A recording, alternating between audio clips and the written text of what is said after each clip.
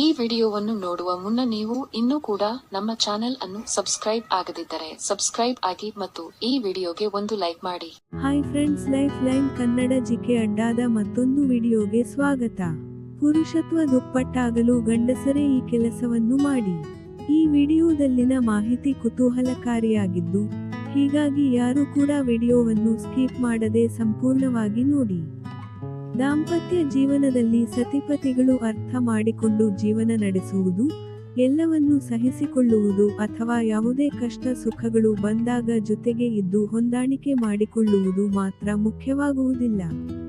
ಇದರ ಜೊತೆಗೆ ಲೈಂಗಿಕ ಜೀವನವೂ ಕೂಡ ಜೀವನದಲ್ಲಿ ಪ್ರಮುಖವಾಗಿದೆ. ಆದರೆ ಹಲವಾರು ದಂಪತಿಗಳ ಬದುಕಿನಲ್ಲಿ ಬಿರುಕು ಮೂಡಲು ಈ ಲೈಂಗಿಕ ವಿಚಾರವೇ ಕಾರಣವಾಗಿರುತ್ತದೆ. ಹೌದು, ಲೈಂಗಿಕತೆ ವೇಳೆ ಇಬ್ಬರಲ್ಲಿ ಒಬ್ಬರು ಬೇಗ ಸೋತು ಸಂಗಾತಿಯನ್ನು ತೃಪ್ತಿಪಡಿಸುವಲ್ಲಿ ವಿಫಲರಾಗುತ್ತಾರೆ.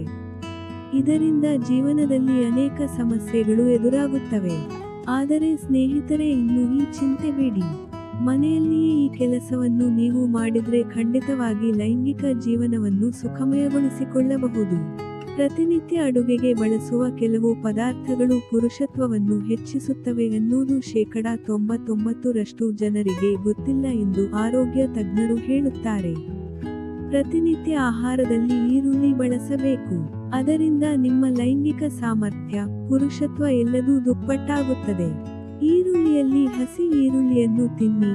ಈರುಳ್ಳಿಯ ರಸವನ್ನು ಬಳಕೆ ಮಾಡಿ ರೊಟ್ಟಿ, ಚಪಾತಿ, ಊಟ ಮಾಡುವಾಗ ಎಲ್ಲದರಲ್ಲೂ ಹಸಿ ಈರುಳ್ಳಿಯನ್ನು ಕಡಿದು ತಿನ್ನಿ.